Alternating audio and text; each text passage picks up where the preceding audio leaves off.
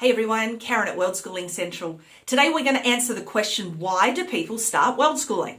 Watch this to find out more.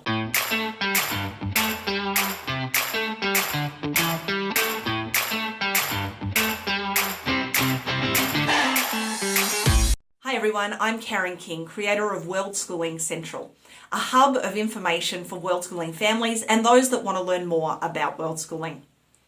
In this video, I want to answer the question, why do people start worldschooling? To answer this, I recently spoke with a group of experienced worldschoolers and asked them to share their experience with you. Be sure to subscribe to our channel and click the bell icon down below to receive a notification every time we answer a new question. Now, let's hear from our worldschooling families. Well, we were miserable. We hated the preconditioned life that we were supposed to live, that society says you should be happy if you have all this stuff. We really love the people we meet. We really love the freedom and the educating real life topics instead of what one particular curriculum determines essential for surviving life. We felt flat. We felt like our working life, our sedentary life really wasn't taking us in the direction that we were being called to. My husband and I both have always loved to travel, and but we wanted something more than just a 2-week, even a month vacation. We wanted something that was more of a major dramatic lifestyle change. I guess we just thought that with Carson, our son, coming along, we just couldn't let him miss out on all these wonderful things that we've seen in the world. So we just gradually made it back to every location that we've been to.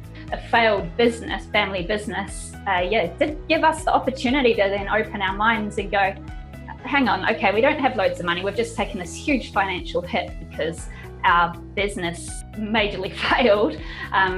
We had to sell our house and our cars and get rid of most of our things, and we did have to later sell our rental as well. So it put us in a position that to the outside world might have seemed like, well, you're not in a good financial position. This is not a good time to consider travel again. But yet for us, in the way that we think, we were like, this is the perfect opportunity to travel and to do things differently and think of things in a different way. My husband kind of jokingly said, why don't we travel the world? And, it just got in our head, and we say it until once it's in your head, it's hard to get it out of it. Well, Joe's job became compromised, and we decided to see what else was out there at that time, and we started looking, and we found websites like yours that talked about world schooling and started following them and really fell in love with the idea of it. It was just our desire to show the kids different cultures and that it isn't all the United States of America, and we love to travel, and so our kids went with us.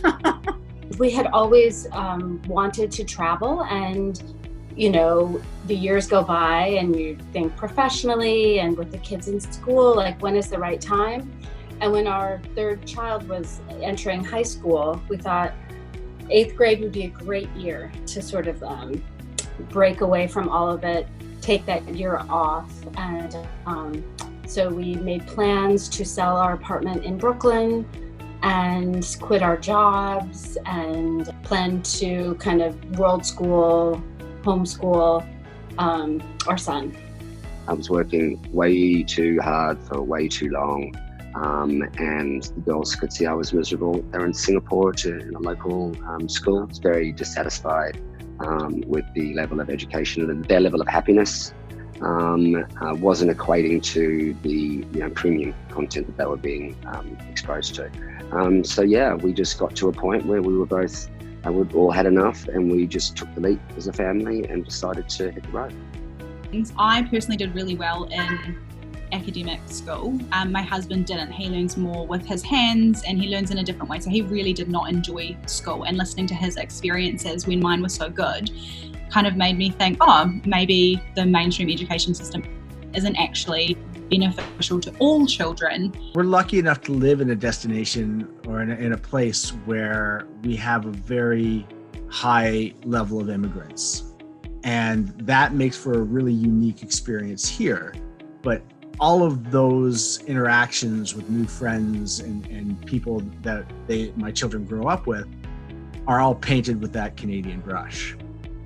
you don't get to experience that life where you're the outsider and you're the one looking into the glass. And I think travel is really what helps take that position of self and make it into an understanding where you are a much smaller piece in a much bigger puzzle. It started with us taking our children out of school, and then lo and behold, just 3 weeks after we made that decision and we started, I was made redundant at work. And and it all started, all the answers that we were stuck on started coming. But we decided to follow that, for probably the first times, in our lives, we really listened to that inner voice and said, okay, we're really going to make a go at this. And that sort of naturally all flowed into what eventually became Worldschooling. I think I was working with maybe a professional coach at the time who was just really supportive of, and asking the question, what is it you want to do? And it was this very open-ended question. And just out of, it felt like out of nowhere, probably to her, and I was like, I want to go to Nicaragua and I want to take my kid and I want to travel there. And she was like, I expected anybody to be like, what? You want to do what? But no, she was like, okay. But when I heard about, kids can stay at home, oh, I didn't know about that. And that really makes sense. And it sounds really good because I thought, well, kids are really amazing. They're naturally very curious and they have really desire to know this world and to improve their skills. And so everyday life, they really try to achieve things naturally. So I thought it really sounds very natural, and my gut feeling said, it really sounds really good, and you'd love to do it. Travel is so important for us as a family, for our kids, and on pretty well every single level. I also was a nanny before I had my kids, and I worked as a governess in Australia. So basically I was a nanny, but I also homeschooled the kids. So doing that and seeing the different ways that I could teach them that weren't just sitting in a classroom, really opened my eyes. And I thought, wow, this is something that I think would be really beneficial for my children. And then tying the travel aspect into it, I think travel for kids is just incredible. I think we just got to a point where we go, is everybody this miserable? Is the daily grind this horrible for everybody? Because this is not fun. We didn't sign up to have kids to be going through the stress of every morning. Our kids are freaking out, they don't want to get dressed. We're running late. The whole craziness. Get in the car, you're doing your breakfast, pack your lunch. Oh my God, do your homework. It's then you get the kids from school, and then it starts all over again now with getting the homework done, making dinner, trying to actually spend some time with the kids. And we did that for a couple of years. And it was just, you just think that's what you're supposed to do because that's what everybody else does in your neighborhood. And that's what we did when we were kids. Until we were introduced to Worldschooling. And I think that just seriously opened our eyes and our minds to whoa, there's an alternative here? How come nobody talks about this? My biggest driving force was the relevance of the education, the content of education that was being thrown down my daughter's throats. None of it's really relevant, especially in teenage years. And the drive was to find a better way to get the more relevant education that could actually implement in real life. And during our Seattle trip with our son, back then he was only a year old, and he didn't speak much. His first words were mama, papa, and his third word was airplane, and that was from the Museum of Flight in Seattle. So we were really touched back then because he was learning through his first-hand experience, and he was so excited for it, and we wanted that to extend on and on. We wanted to travel anyways, so the idea of learning without a textbook is still amazing. Actually, we had always my husband Mike and I, we'd always travelled, like ever since we met, and we've been together nearly 25 years now, so that was a lot of travel before the kids came along. And then we kind of had this mindset really that once they arrived, that's going to be it. So we tried to pack in as much as we possibly could, because we're like, once we have kids, we're going to be grounded. But the itchy feet never went away. Just because you have a kid, they don't go away, and the travel bug doesn't disappear. So we were like, all right, we'll give it a go.